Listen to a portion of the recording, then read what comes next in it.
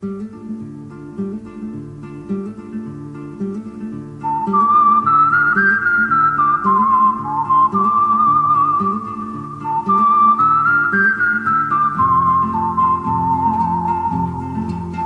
are listening to the In the Mouth of Dorkness podcast. Here are Brad, Lisa, Brian, and Darren.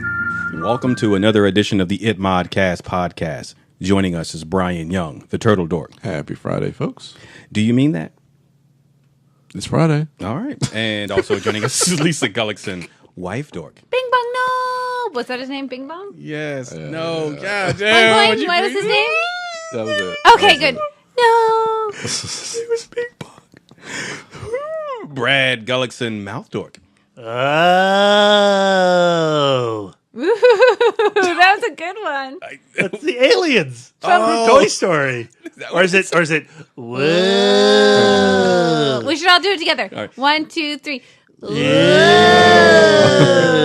Best. And I'm your host, Darren Smith, the Disco Dork. And that was my quote. Welcome to the It Modcast podcast. Fistful Friday. Pew, pew, Friday. pew, pew, pew, pew. 15 years in the making. Incredibles 2, and we just saw it last night. We loved it. The best It's a long ever. time. I've made a complete turnaround. I love babies. Whoa. Oh, Are you pregnant with Jack Jack? Brad's No, pregnant? but Brian is. Whoa. Oh, He's The first male pregnancy. no, not the Junior. first. no. Junior. Yeah, Arnold was the first. Yeah. Second. Second. No place. First black male pregnancy. There you go. Own it. Ooh. All right. This week we are talking about Pixar's sequel to The Incredibles. We're talking about Incredibles 2. we're I'm not. sorry, we're not talking about it. Our fistful is inspired Dedicated by to it. It's dedicated. We have will have a review cast for you. on our next week in Dork. Yeah. But in the meantime, we have our fistful of Pixar again. Our second fistful. Because we have two fists. Yeah. That's right. So yeah. And you can make fists with your toes. So next Pixar film, we have another one. we'll have another fistful of Pixar. All right. So we have a total of 4 fists. Is there anything else we can make fists out of? Yes. Brad? They call it my baby's arm. Oh! All right. Does that mean I can't participate in that episode? Brian, before we continue down that path, You can participate, Lisa. you're number Thanks. 5 in your fistful of Pixar. So I guess this is kind of wide open, so we could do, just our top 5. I want to focus. I'll kind of be a little bit loose with this, but I'm gonna do scenes, some of my favorite scenes. Okay, I thought you were gonna be like, I'm gonna be a little loose with this. It's all DreamWorks movies. Yeah, Shrek. Kung Fu Panda. Shit, I love Kung Fu Panda. Skadoosh. Yeah, but no, I'm gonna try to pick some of my favorite scenes, maybe some characters. But I'm gonna start with the scene in at the end of Ratatouille when the critic tastes the ratatouille and it takes him back to childhood. Because the whole film, they're trying to kind of please this critic. Played, I think, voiced by Peter O'Toole, or at least it may have been. I have to look that up. But at least the character design. That's Patrick Stewart. No, it's not Patrick Stewart. The critic. Yeah. It may have been. I'm gonna Peter look it up while you talk. Okay, may have been by Peter O'Toole, or at least I know the design of that character. I think was kind of fashioned after Peter O'Toole. But either way, just that idea of them trying to make the ratatouille, and he was never satisfied and never pleased. It was Peter O'Toole. We should never doubt Okay. Brian. It was. I'm an idiot. It was. Okay, I thought it was. Okay. But that scene at the end I thought was just absolutely fantastic when he's able to when he tastes that. And you always know that feeling. I'm going to talk about that a little bit more with some of the other Pixar films. But like when you taste something that makes you think about like something your mother used to make, or it just reminds you of your childhood, and I just thought that segment was just so like Pixar perfect, so magical, to really just turn that character around and really just the culmination, the climax of that film. And it's such a great film. Ratatouille is one of my favorite Pixar movies. But yeah, that's my number 5, Ratatouille. All right, wife dork, your number 5. So I decided to do an Oscar-themed Pixar list. So I'm doing some of the Oscar categories. So this is for my category of Best Short Pixar Film is going to be Piper from 2016. The story of the little baby Piper bird who was scared of the water because he got swept up in a big wave, and then he saw the hermit crabs like get down in the sand. So the little baby bird got down in the sand, and he let the water wash over him, and then or her, you don't know, it's a bird, and then he or she kind of has a new appreciation of the water from seeing it from the inside, and then all of a sudden he or she loves being in the water and loves pulling out those clams from the sand. And it was paired with Finding Dory. And I liked how those two films were thematically linked. This idea of, just kind of facing your fear and continuing to go forward. And with this film, we saw Pixar in a way, like with these shorts, they always kind of use them as an opportunity to try new techniques and up their game. And with Piper, we saw that beautiful texture of the sand, the reality of it, the glassy, glossy water that looked so real with the bubbles that you could practically poke. And then these animated characters that really were just the perfect balance of looking realistic, like real sandpipers, but still having a lot of relatability and a lot of character and a lot of texture. And I just remember really enjoying watching Piper in the theater. It's easily my favorite Pixar short. Hands down. And I think it did win It did. Best Short at the real Oscars. Not just the Lisa Oscars. Not the Lisa Oscars. Those are real Oscars too. All right, B, your number 5. So Lisa's got her Oscars. Brian's doing his loosey-goosey routine. I'm going all Pixar couples. That's what I've decided. Oh, okay. And, in honor of The Incredibles 2 and the relationship between Mr. and Mrs. Incredible. So, for my first couple, I'm going back to Toy Story, the OG Pixar movies, and Mr. and Mrs. Potato Head. Oh. As voiced by Don Rickles and Estelle Harris. And the reason I wanted to highlight them is really Don Rickles. Yeah. A personality that I never gravitated towards as a child. His style of takedown comedy always made me feel uncomfortable and icky. And he's a fascinating guy, and I highly recommend the documentary Mr. Warmth, directed by John Landis. I don't know if it'll necessarily turn your opinion around on his brand of humor, but it certainly dives a little bit more into his psychology, which is fascinating. However, here's the deal. Mr. and Mrs. Potato Head, Mr. Potato Head, the Don Rickles personality is so perfect for this poor toy that is constantly falling apart and having to collect its eyeballs and its feet and its hands. And when they introduced Mrs. Potato Head, Estelle Harris is the perfect foil to Don Rickles. And every time they're on screen, they bring me joy. And again, kind of like Don Rickles, I never liked Mr. Potato Head as a toy, as a child. Oh, I was like, what is this garbage? Yeah. I put parts onto a potato, and it's not a real potato, although originally it was a real potato. That's crazy. The plastic Mr. Potato Head I always found uncomfortable and awkward, just like Don Rickles' humor. Not only do you put the parts on it, but you store them in his ass. Yeah, his butt. He's got a butt trunk. Yeah. Yeah, it's weird. Yeah. I never understood. He's got the junk in appeal his of it. trunk. He does have junk in his trunk. And I'm pretty sure the Toy Story franchise makes a reference to that very joke. Do they? I think so, yes. All right. Okay, good number 5. So for me, I'm just going like any and everything Pixar related.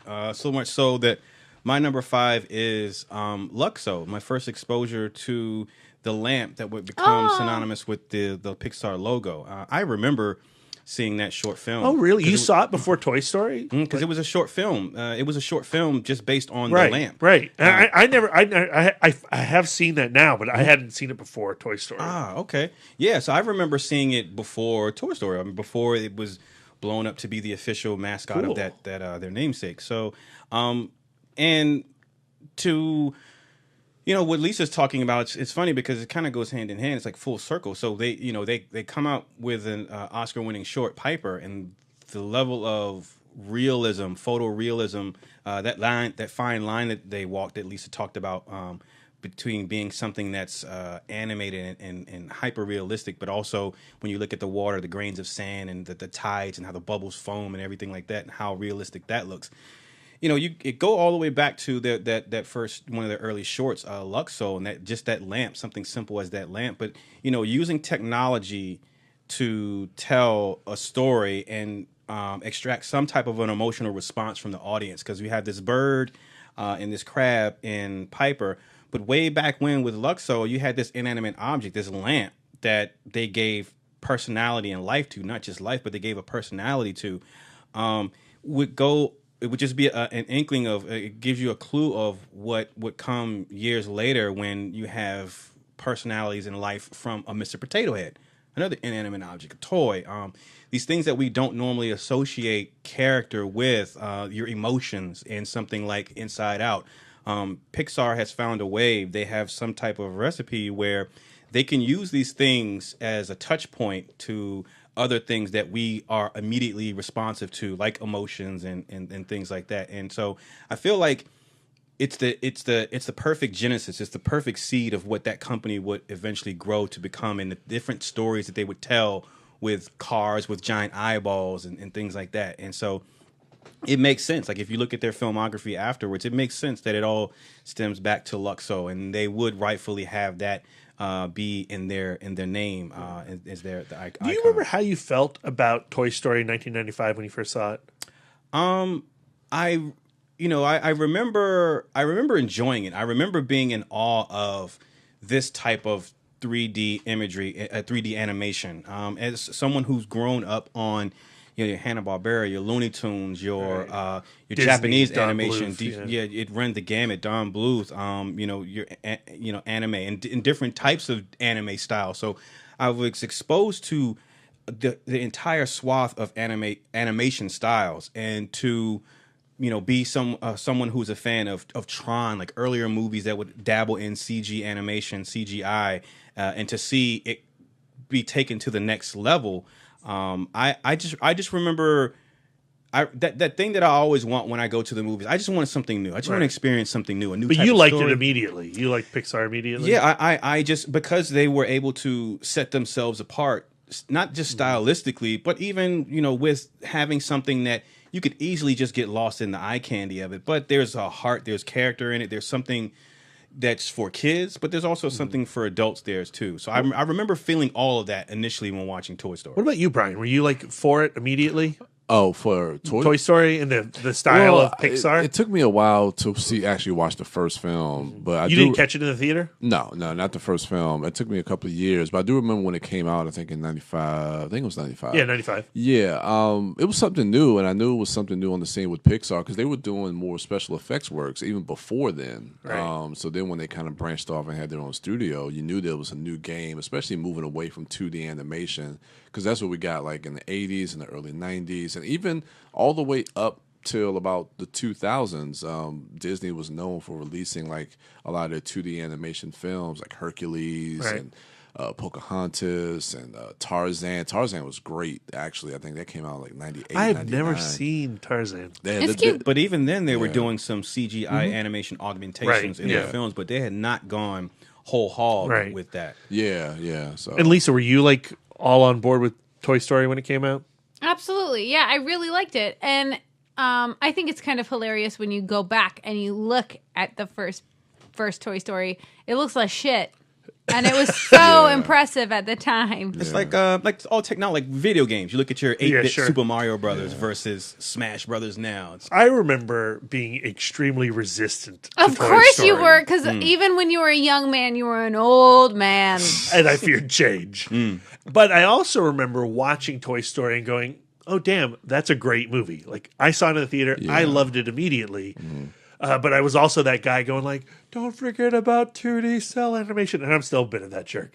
Because I remember when, Iron Giant came out in '99 and no one went and saw it. And we're starting to get this transition into 3D animation being the only game in town. Yeah. Besides Miyazaki every now and again.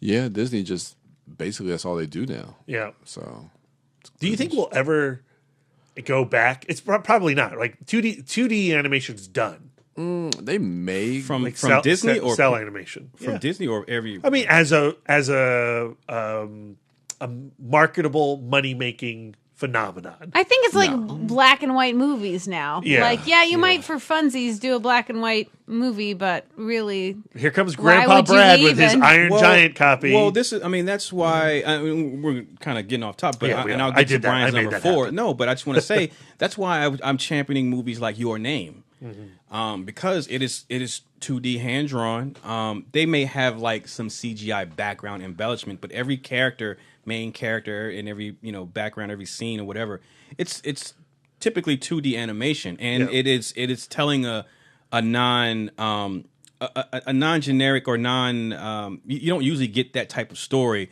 when you're thinking about quote unquote cartoons or whatever. It's a relationship drama. And to coming go of back age to story. Brian's Weekend Dork from the last Itmod episode, Spider-Man Into the Spider-Verse is doing something really interesting with its animation and its blending of 3D and 2D effects and all, comic book paneling and comic book sound effects. So I think you have artists who are aware, who are keen, that we don't want to get to the point where everything has this sterile CGI look. We want to utilize it to see if we can bring out What different I think textures. is interesting, and it's what happened in 2D cell animation with the prevalence of Disney, is how the Pixar house style infected all 3D CG animation for a long time.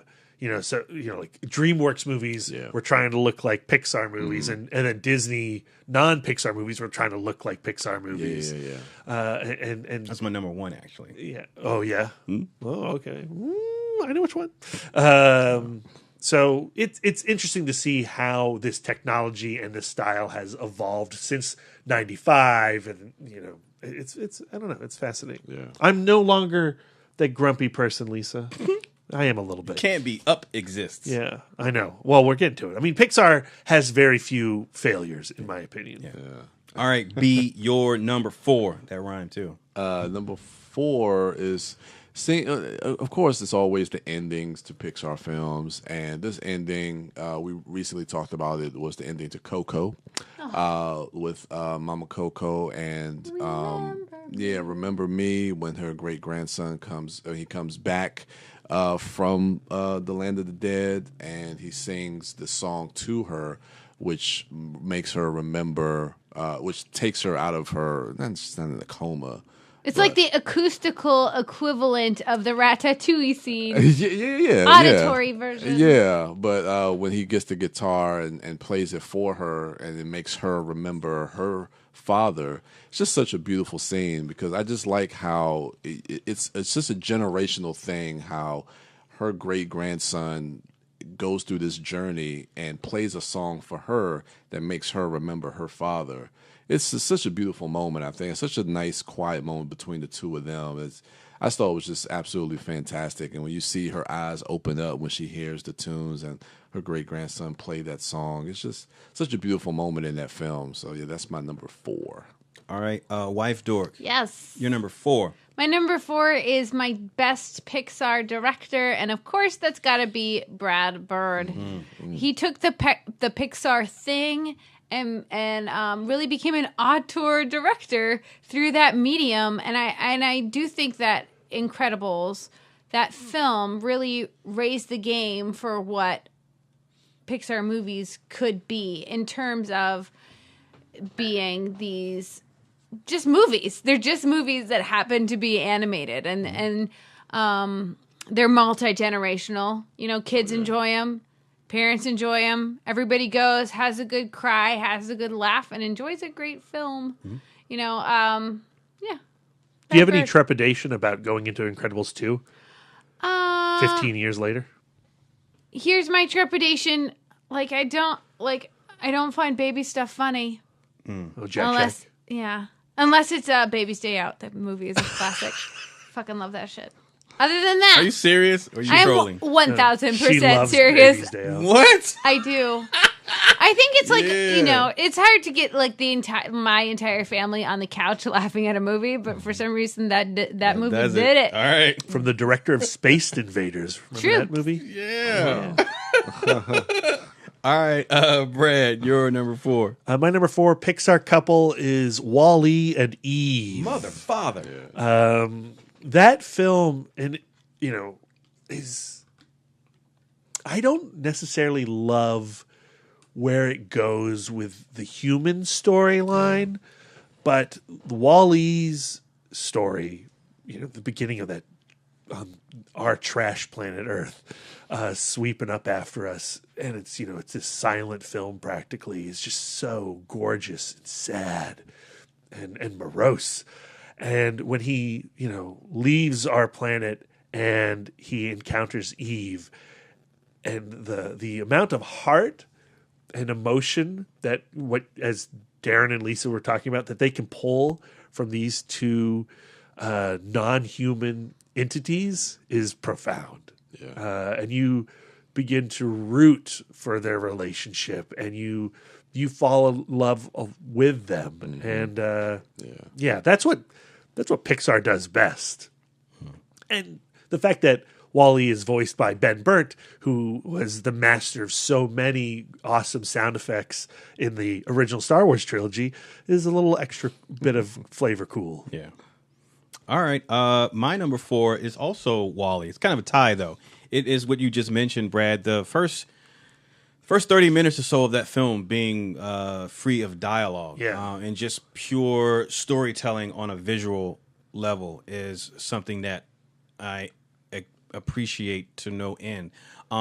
It's also tied with that moment that you also just spoke about when WallE leaves Earth and he is going through that star belt and he raises his hand. Oh, so cool. Just the look of that, but just also the implications of that and of that character who was sentenced to our planet and seeing that morose environment and now being taken on this grand adventures and being amongst the stars and being such a pure. You feel like he's a pure soul who deserves that beauty and who you want him. Like you said, you're rooting for him. So you want him to go see all the beauty of the universe and things like that. And so just as beautiful as that image of the stars is to him and being among them is the image of WallE himself. I think as a pure soul being among those stars. I just found it really touching. I really dig that movie. But again, the things that I remember the most are that particular moment, but also the opening of that film where you establish his isolation, but you also establish the desolation of Earth that was caused by us, and how you were able to tell a story and develop characters without dialogue, and so and how that harkens back to like cinema of old and what that speaks upon too. So that's my number 4. Brian, your number 3. So my number 3 is it's a scene. Just now thinking about this, and it actually comes from my favorite Pixar film, which is The Incredibles. The scene is the scene where when Parr, God, what's his first name? Bob Parr. Jack Parr? No, Russell.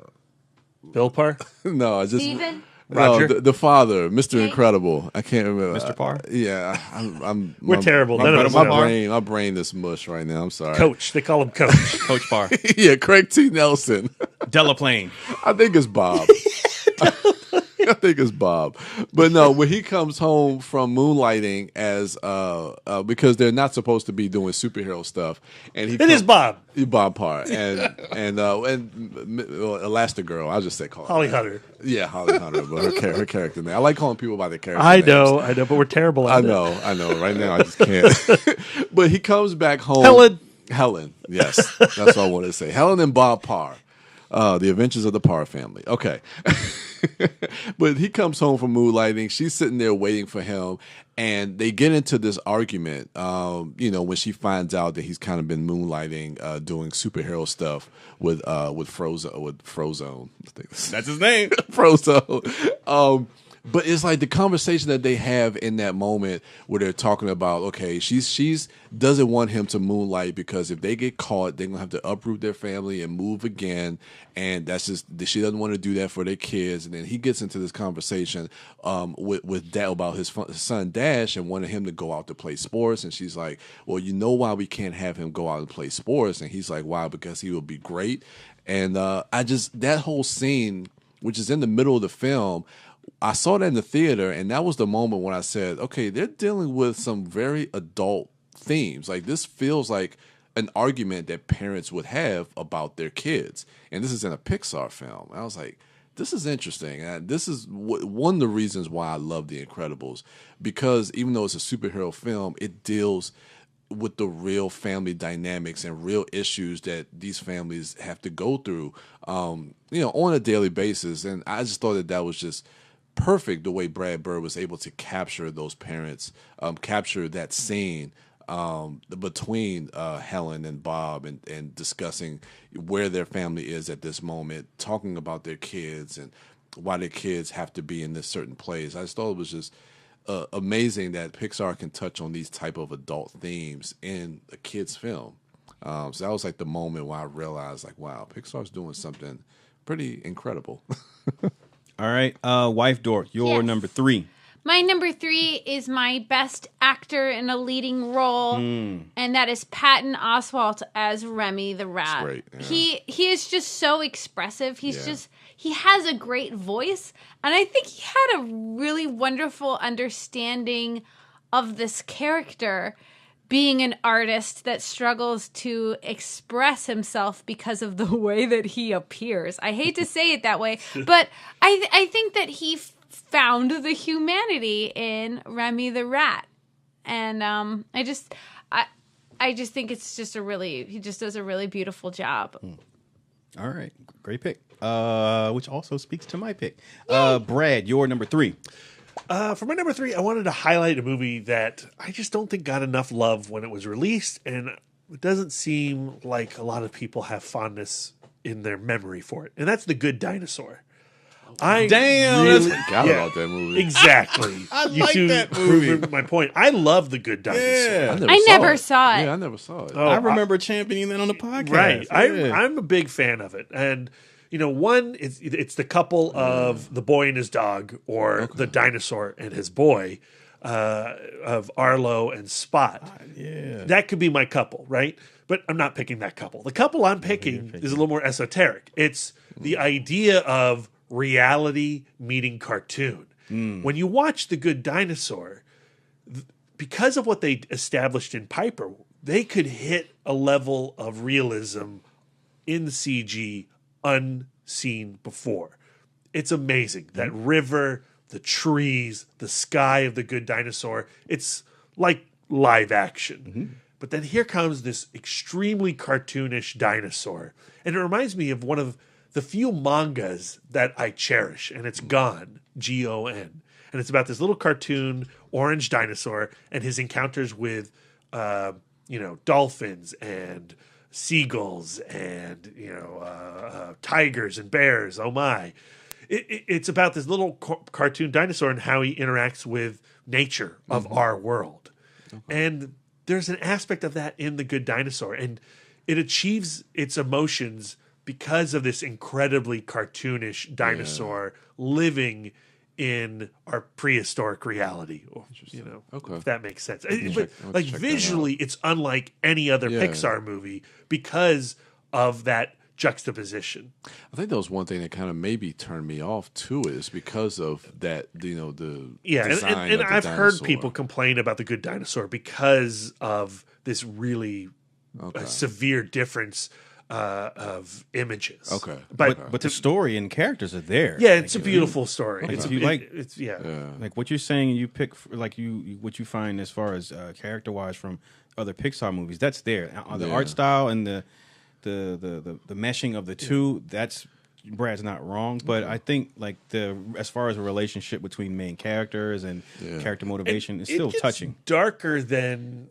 several of the other Pixar movies. You were saying Pixar films do tend to speak to adult themes, and that's why we love them, because it works for the kids and it works for the adults. Yeah. Good Dinosaur has some really nasty lows. Okay. So Check prepare that out. yourself I thought you were mentally. going to say Brave, the underrated Yeah, Pixar film. yeah, that's underrated, and Yeah. I agree. It is Because I don't think completely forgot about. I don't the think Good it's as Dinosaur. bad as people made it out to be. But I don't think it's as good as its teaser was. Right when you watch the Brave teaser, I do remember that. you thought it was going to be one kind of movie, and then suddenly you're like, "What is with these bear children? yeah, What's yeah. going on?" Yeah. So yeah, I think it's fine. I think Brave's fine. All right. Never seen it. My number 3 That's okay. is to kind of piggyback off of what Lisa was saying with Patton Oswalt voicing Remy. My number 3 is the voice, and also piggybacking off of what Brad's number 5 was. It's the voice casting and choices that Pixar makes in choosing people to speak for their characters. Samuel L. Jackson famously as Frozone, Patton Oswalt as Remy, Ellen DeGeneres as Dory, and you could just go down the list. Tom Hanks as Woody, Tim Allen as Buzz. All of these characters, all of these actors, you could arguably say are able to do the same thing Patton Oswalt did. Lisa says she suspects Patton Oswalt did, is find something that they can connect with in that character to allow them to pull out their best selves regarding their performance. And you look at again going back to Inside Out and Bill Hader, his spastic and manic mannerisms as portrayed by his particular character, but Amy Poehler. Yeah, Amy Poehler. But these people are bringing their strong suits as far as like if that's what they're known for in the comedy world or what have you. They're bringing their strong suits, but they're able to take the material on the page and elevate themselves in that character. And I think that's one of the reasons why, like all of the stuff and the heart that Pixar puts into the films. I mean, you wouldn't necessarily connect with those emotions if you can't connect to that character. You can't connect to that character if that performer isn't giving everything they got and taking those characters seriously. You really feel like the actors take those characters as serious as Pixar does when they're creating them virtually, or when they're putting pen to paper drawing and sketching these characters out, or when Andrew Stanton and what's the other guy that does the writing, when they sit down to write these characters. Doctor? Yeah, when they sit down to write these characters, I mean, you feel like everyone, all parties involved are on the same page as far as their level of commitment. And you don't have, for me, I can say I don't think that there's ever been like a bad voice performance, from the smallest cameo to like Michael Caine being in Cars. Say what you will about those movies, but I haven't seen those. But Michael Caine doesn't phone that performance in, even if that movie isn't for you thematically or whatever. Like everyone's always showing up. I never responded to the trailers. I found the trailers really annoying, so I always stayed away from Cars. Should I finally watch Cars? Nah. Sorry, I haven't seen Cars either. If you want to be able to talk about Pixar's complete filmography, even if it's to have that discussion of, man, this is what works so well. Are in they Pixar as bad films as for me people say they versus, are? I don't think no, I don't think so. Because at the end of the day, it's still Pixar. Even if they make a creative choice that might not necessarily be for you per this film, it's still Pixar. I really hate that Larry the Cable Guy though. I don't like Larry the Cable Guy either, but Mater, like he's an endearing character. Yeah. Like he's not as I mean, part 2 when they say, "Oh man, he was extremely popular in the first one. Let's push him front and center for the sequel." Okay, then I can see if someone who doesn't like Larry the Cable Guy can find that character grating. But as he stands like as a standalone character, like in Cars 1 when he's not the main character, and in Cars 3 when he just has a small supporting role, he's completely fine. I think he's completely fine. I would say, for me, Cars 2 might be, if the closest thing I would call like a misstep as far as Pixar goes. But even Would then, you call it a bad movie? No. Especially for me as an adult, I sometimes get in the mind, and I know that Pixar makes movies for adults and kids alike. Yeah. But at the same time, I also understand that maybe sometimes Pixar wants to make a movie more for kids than for adults to sell these toys. No. Because it's kids who are responding to Mater. Boo.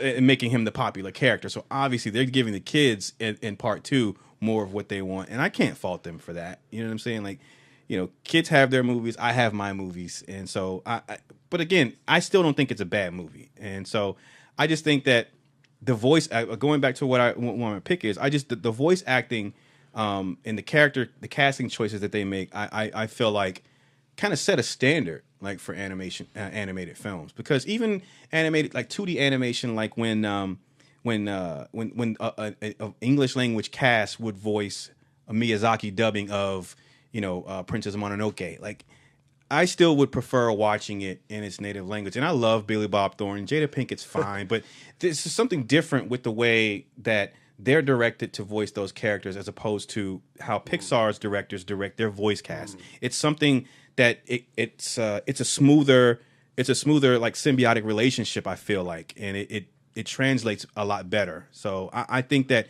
Pixar is at the top of the class when picking voice acting. Well, it goes to perfect casting, just like you say, like with the Marvel Cinematic Universe. When you see them cast these actors and these characters, it's the same thing with Pixar with the voice acting. It's like these actors are identified by their characters. Like you couldn't see Craig T. Nelson or anybody else voicing, Mr. Incredible or Owen Wilson, playing Lightning McQueen. Right. It's like those actors fit those characters, their voices, and a lot of And people. no one would have cast Craig T. Nelson.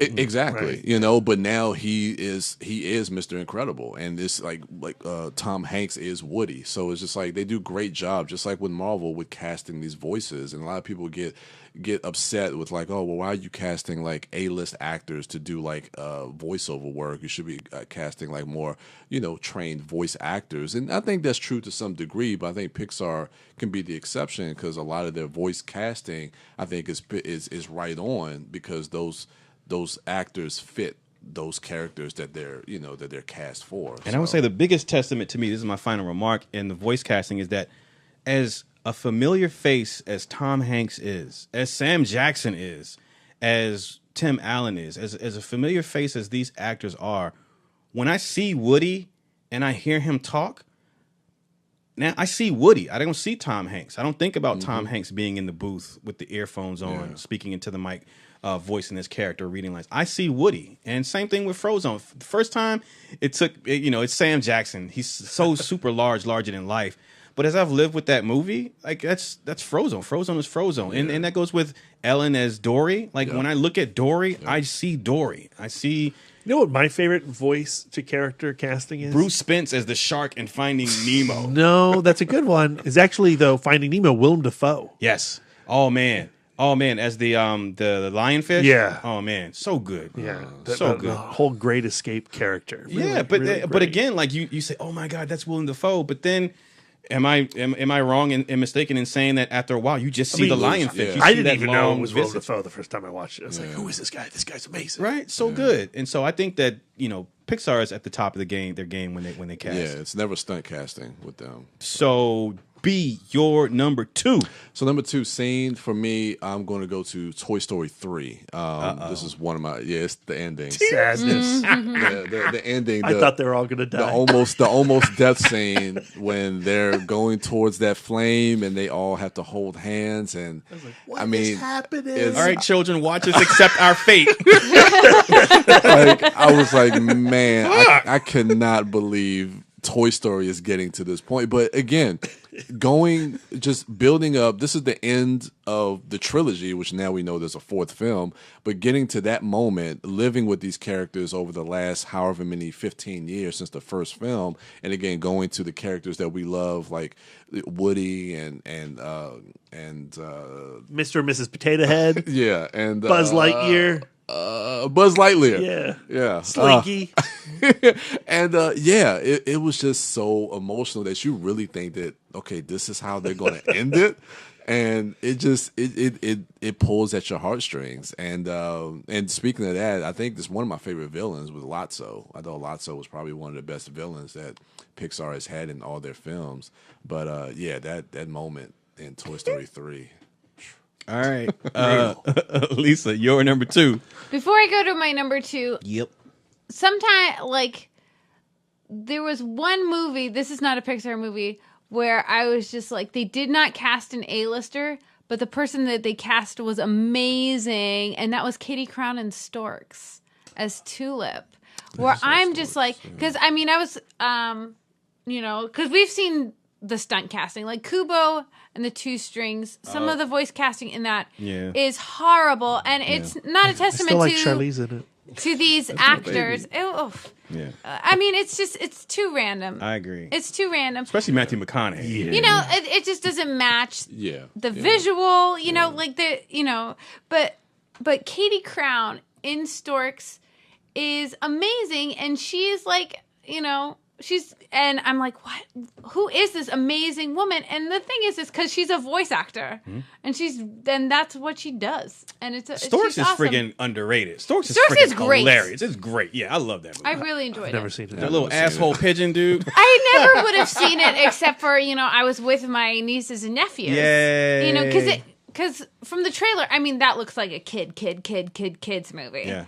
And so, but Andy then, Samberg is great in that. So funny. Yeah, man. So funny. Okay, but I'm now to my best actor of the female persuasion. Mm-hmm. We don't usually, the term actress is falling out of favor, as it should, because we don't say directress. Anyway, I've had that. I've been on that soapbox before. But Ellen DeGeneres. Yeah. In Finding Dory specifically. Finding Dory, like in terms of like Pixar canon, kind of doesn't get as much say because it's like a sequel, and that's fine. And in terms of like plot, it's kind of bizarre for a kids film. This estranged fish trying to find her family despite her memory disability. Like it's kind of off the wall plot wise, but like, I like the fact that, like, Dory in Finding Nemo was this goofy kind of character. And the fact that she had this kind of quirky memory issue was used as kind of a joke. And, but she was still super inspirational. Like, just keep swimming is literally something I use in my life almost every day. This idea of, you've kind of tripped over yourself, but, the most important thing that you do is you keep going. As a teacher, I use that all of the time. Like, hey, just pick yourself up. It's okay. Just keep swimming. I literally said it every flippin' day.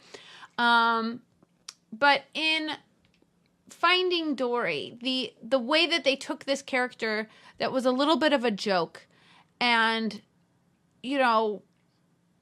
showed that she had this real trauma in her background, and she was using positivity to overcome it, but that positivity didn't fix everything.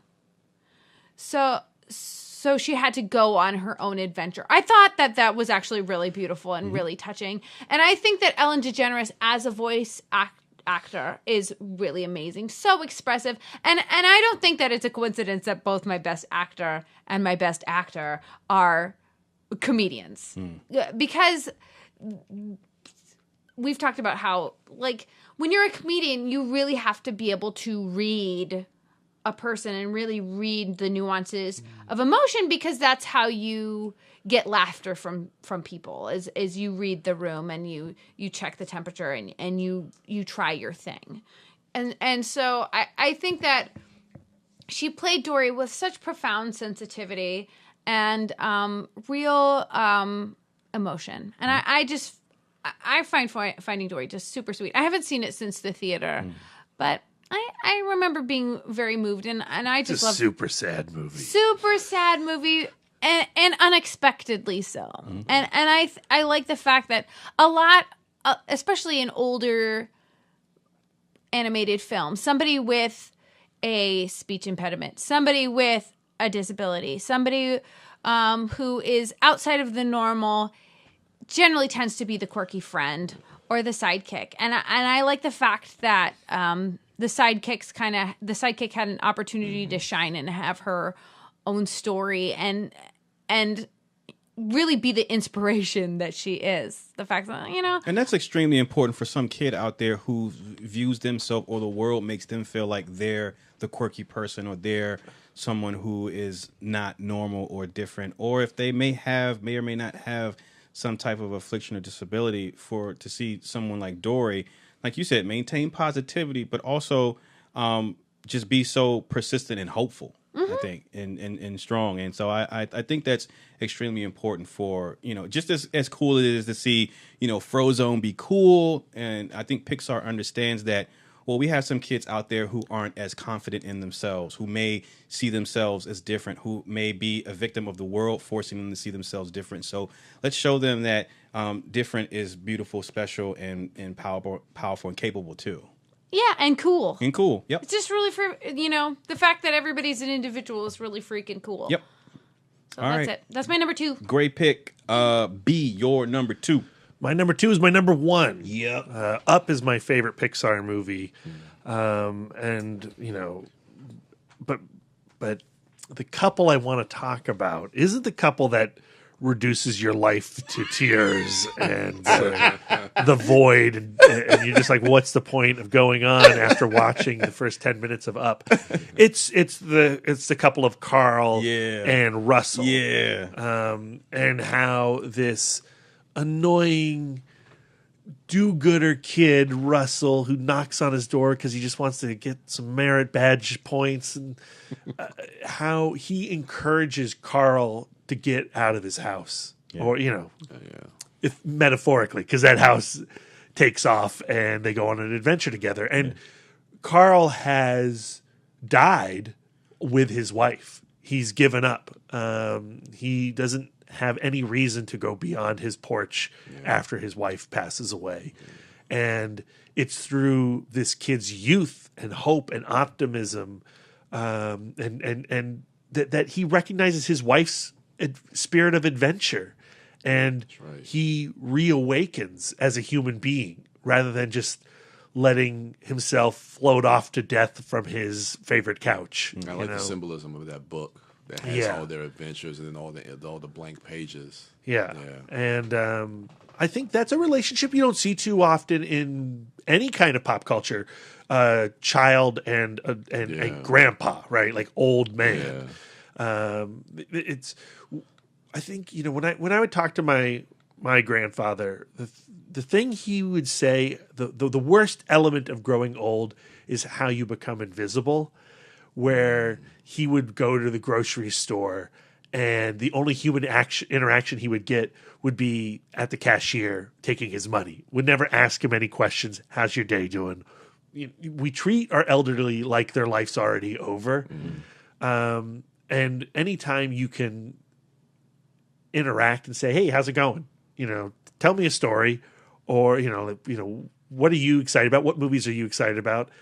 That's important. And that's what Up's about, right? It's about youth and age interacting and finding something incredibly special. And I freaking love this movie. And it was going to be my number 1 until, as you guys were talking just 5 minutes ago, and I was thinking about how I was going to talk about my number 2, and I realized, oh shit, my number 2 is actually my number 1. So all right, stay tuned. Yeah. All right. My number 2 is actually, Lisa talked about it earlier, and it is the technical and artistic advancement that is Piper. I talked about Luxo, and early Pixar. Brad, you asked me about the first Toy Story film. Lisa, you remarked the quality and how that film has maybe not aged so well compared to the later Toy Story films. But I just want to talk about the juxtaposition between, or just the leap in what they're able to create, the leaps and bounds technologically that they've been able to create with something like Piper. Brad, you talked about the disconnect, the potential disconnect between the audience and the little dinosaur, and because of the style of the meshing of something cartoony with photorealistic. And I think Piper is, I would say, like the pinnacle of Pixar's photorealism. Oh yeah. And in a day and age where like technology advances so much and stylistic changes and happen, with Pixar being an innovator and a trendsetter regarding films and animation and themes and things that they put into their films. I'm excited to see where they push and challenge themselves and also other adjacent studios, art studios and artists and people who aren't even into films yet, with what they do and how far they're able to come. For me, the recreation of reality using CGI is it's a touchy subject, because on the one hand, there is something beautiful and inspiring about seeing someone to artificially create something that looks real. But at the same time, there can be instances where you have your uncanny valley. There's something that can be distracting about it. Grand Moff Tarkin, right? If not done right, it can take you out of the film. And I like that when you look at Piper. For me, like, that short works on so many levels, like all at the same time. Like, for me, as someone who's a graphics whore, like when in regards to like PC gaming and things like that, like I'm a graphics whore. Like, graphics mean everything to me in a game, and so I'm looking at the grains of sand, and I'm almost distracted by that. But then I'm looking at, like, man, am I finding this to be really sweet and inspirational? Like, holy shit! Like I'm getting drawn into like this little bird here, and this is only like a few minutes short. So there's things working on different levels, but it's never, for me, it was never distracting. Like, walking that fine line, at least it was talking about, of having something hyper realistic but also photorealistic, is, I think that if the Good Dinosaur, I called it the Little Dinosaur, I think if the Good Dinosaur was done more in the vein of Piper, it might have had a different response. Because I think it would, yeah, absolutely, but it would not be the response that they're looking for. Right. And so, but I just think, like, I think that with Pixar continually pushing creative boundaries, I think that is what's going to keep the use of CGI in animation from being stale. Because you look at something like The Good Dinosaur or Piper with photorealism, but then you look at Inside Out and you look at the different anger, you look at fear. When you look at them, there's a texture to them where they have all this like almost like fuzzy felt type quality to it. And that's far removed from something like The Good Dinosaur or Piper, right?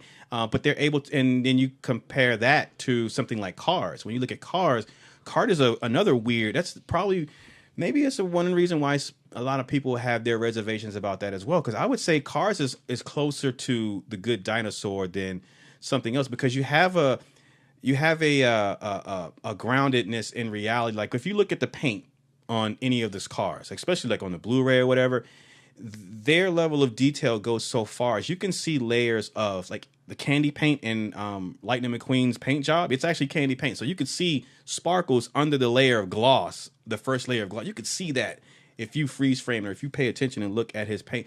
So they have these things that in there that are hallmarks of reality, but then like the windshield of the car is two giant eyeballs, and it has like, it's flexible and it can move. So there's this weird thing where you go, I kind of can draw some type of correlation to that in reality, but at the same time, this tow truck is talking and it has a face on the top. I love those cross-cut fan arts that you see of the cars where it's like, here's the organs inside. Yeah, that is so disturbing. But yeah, like I just, so my number 2 is, it's just Pixar's continuing level of innovation. And for me, it culminated with like Piper as far as like achieving photorealism. And that's not to say that Pixar needs to have every movie be photorealistic, because you don't. Like again, Inside Out, that's not a photorealistic movie.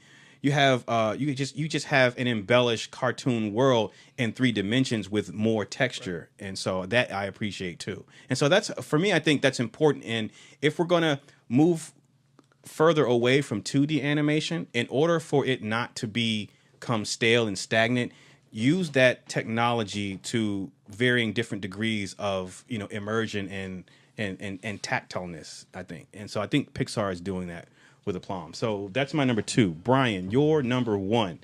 So my number one is Inside Out. It was a scene, and I was just like with you, Brad. I was thinking about the scene from Up, the first 10 minutes of that movie, and I would say I was debating that to be my number one, but I'm gonna leave that one alone because everybody knows how great that scene is. But it's not the Bing Bong scene. It's not that. Thank you, because I don't feel like crying right now. No.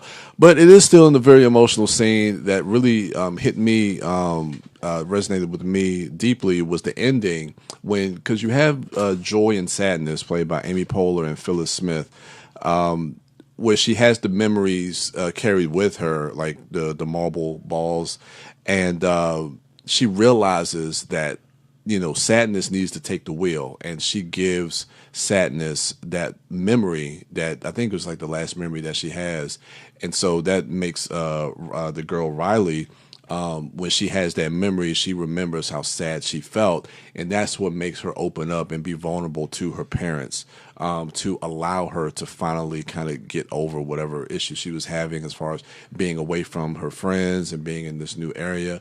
But it's just that whole idea that, Amy Poehler, and I think it was a great arc for her character, for Joy's character, because, she feels like, okay, Joy always has to take the wheel. Joy always, she always needs to be happy.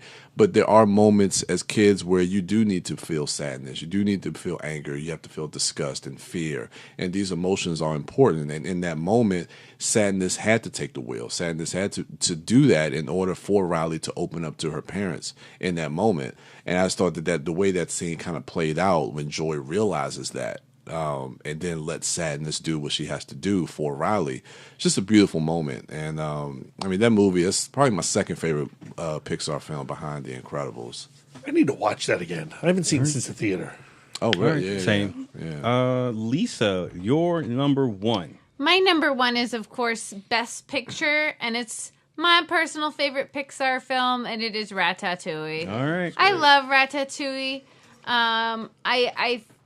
I don't know how to talk about it, but I just really like it. It's the one about the mouse who makes food inside someone's hat. Yes. And then Peter O'Toole, eats some ratatouille and cries. Yeah. And I think it's beautiful. It's about being an artist, even when it's an uphill battle. And even the world when, says you can't because you're a filthy rat. Yeah. I really feel like I'm a filthy rat who just wants to make my filthy rat art. Mm-hmm. And in an unsanitary fashion. Yeah. So I hope you enjoyed that scone, Darren. It's made by my little rat hands. Yeah, thank you. You're welcome. Brad, your number one. My number one comes from my number two. Ooh, gross. My second favorite. My second favorite Pixar movie. Okay. The Incredibles. Yeah. And my favorite couple are the Parrs. Yeah. Mr. and Mrs. Parr, Mr. Incredible, and Elastigirl, Bob and Helen. And, it goes to that, like, I love seeing a loving and powerful relationship between people who have been married for a long time. Yeah. I mean, that right there is equally, if not more so, rare than the youth and age relationship, right?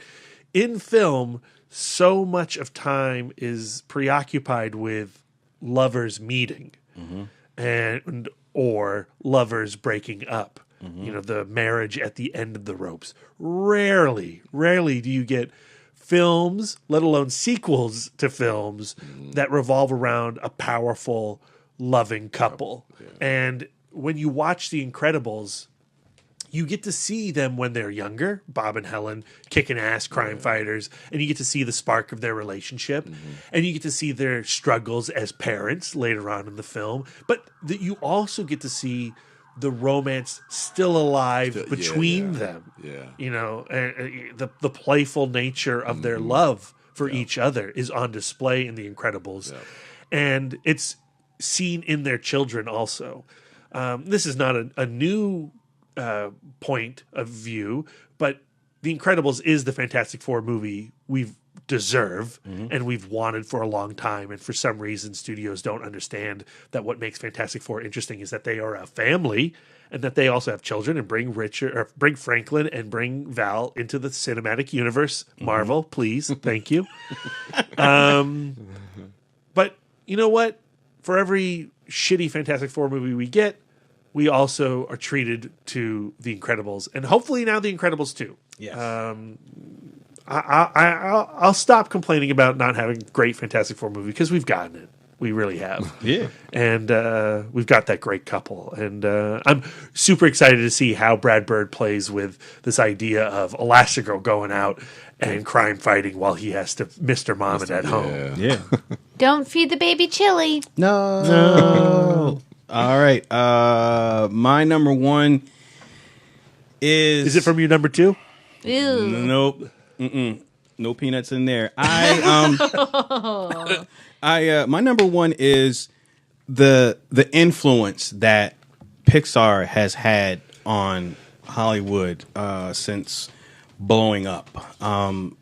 We talked about it was mentioned films from other studios, Storks, your Wreck-It Ralph, everything Wreck-It Ralph. Everything Disney Studios is doing, even their 3D animation like Frozen and Rapunzel and all those things, all of their newer films that are 3D animated, Moana, like all of them are inspired by the success, all of the good things that Pixar has done or is doing right. You can clearly see that in every other studio who is putting out CGI animated films, from DreamWorks to your Kung Fu Panda. Everyone's trying to, and some successful, some more successful than others. Everyone's trying to take a cartoony character and have them go on these grand adventures, but also have them grounded in some type of real emotional core. And I'm not saying that is unique and specific, and Pixar are the beginning and ending of that, but with Pixar making that a profitable thing and a popular thing, and also something that's going over well with adults as well as kids. And obviously Hollywood's going to take notice, because at the end of the day, unfortunately, it always comes down to money with Hollywood. And Pixar's films are immensely successful, but it's not just the money that's at the conversation. It's why they're successful. And it's those things that I think other movie studios have been trying to mine and perfect. Even, again, more closely, at the very least, Walt Disney Studios. And because if you look at what they did, in my opinion, if you look at what Disney was doing with their animated 2D animated films, classical Disney animated films, in comparison to what they do with their recent 3D animated films, the 3D animated films more closely resemble Pixar stuff more so than their older 2D classic library, their output, I think. And I just think, when in any type of endeavor, when there is something or someone who is good or great, it incites competition, and it brings out the best in its peers. And I think that we're all the better as audience going members because of Pixar, because they make other studios take notice and say, okay, we need to step our shit up. We need to not just be about fart jokes, and we need to be about heart and something that not only can that kid relate to, but the parent that brought the kid to the film. We need to have also some fart jokes. Yeah, maybe some fart jokes. Not all fart jokes. But so I think that, I think Pixar is directly responsible for that, for the Wreck-It Ralph. Because Wreck-It Ralph is a great movie. And Frozen's okay, like whatever. But like Storks is a great movie too. So you have these different studios taking notice of what Pixar is doing. Disney so much so that they're like, okay, you can't beat them, buy them. You know what I'm saying? So they're doing something so right that the House of the Mouse says, okay, we need them on our team as opposed to against us, because we can't beat them at the box office. So we need to bring them under the umbrella. And so I think that just speaks volumes about the company and the creative minds at Pixar. Because before Pixar, Disney was the be all end all of animation, family animation, kids animation. Now it's Disney's Pixar, or it's Pixar's Disney. Pixar's Disney, right? You know what I'm Yeah. saying? So I think that's just a tremendous feat for this group of people who started out this small little independent like animation company division or whatever to climb this hill in Hollywood and typically almost dethrone Disney, and which I'm sure inspired almost everybody at Pixar, to want to get into animation and in 3D animation storytelling. So to be able to, be inspired by something and then rise greater and become greater than your teacher, I think it's really an astounding feat. And so Pixar has done that. And I don't know, you look at a studio like Disney, look at their older output versus like what they put out later on that would end up becoming classics. And you think about how young Pixar is as a studio. I mean, because when did Toy Story first come out? 95. 95. I mean, that's some years ago, but in the grand scheme of like Hollywood, Pixar's still a young studio. So as they mature or get older or evolve, like I can't imagine the types of stories, because years ago before Incredibles, like you would have never thought that you would see, your Fantastic Four Right. would be the Incredibles, right? So just imagine what the future holds for, Pixar as far as us as audience and their creative output. I think it's really exciting. So yeah, that's my number one. Listeners, hit us up on social media. Brian, are you drawing a?